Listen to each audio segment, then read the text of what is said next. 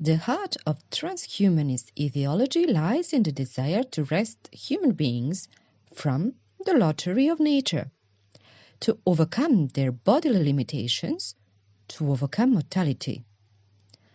Our condition as humble mortals is not, or should not, be the definite human condition.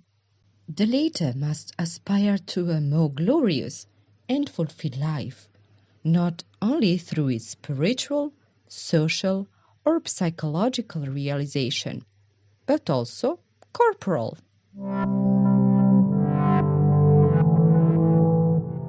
Etymologically speaking, theology means the word about God. Theo, logos. But theology is also the word about man.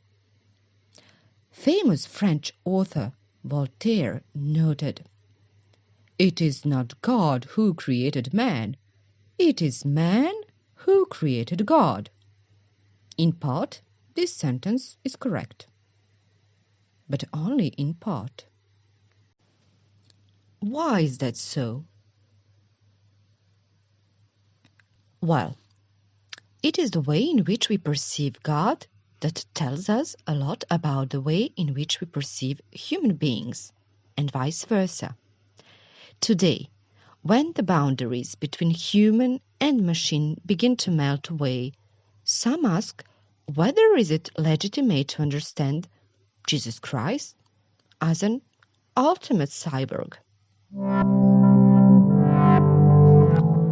While it is undoubtedly possible to identify an ideological core, the aspiration to an extended life, the hope of an acceleration of technologies, and the demand for an increase in human capacities through technology, transhumanism as an intellectual movement does not have a well-defined body of doctrine. Even so, these statements have attracted attention and as such have been the subject of extensive criticism. Criticism came from different horizons: humanist, ecologist, anti-liberal, etc. But those who developed the most organized criticism, at most unanimous in their rejection of transhumanism, are Christians. Why such a strong reaction? It is because those movements are contrary to Christianity, or because they are too close to it?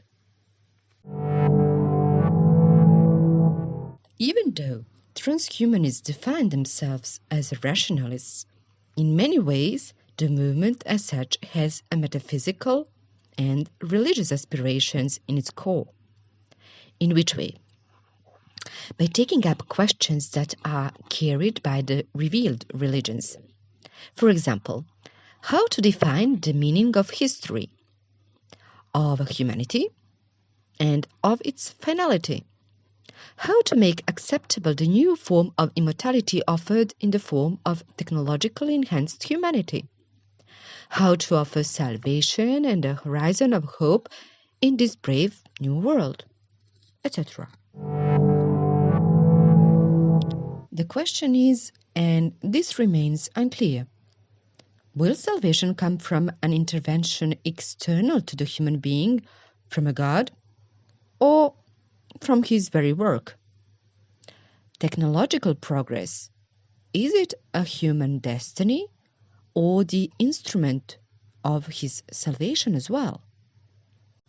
So, if Christians and transhumanists agree on human aspiration to transformation, glorification, deification, or enhancement, there is a disagreement on the nature and the modality of this transformation. So, the final question consists to analyze whether technoscience as understood by trans and even post-humanists can be seen as a field of synergy between divine and human activity or not.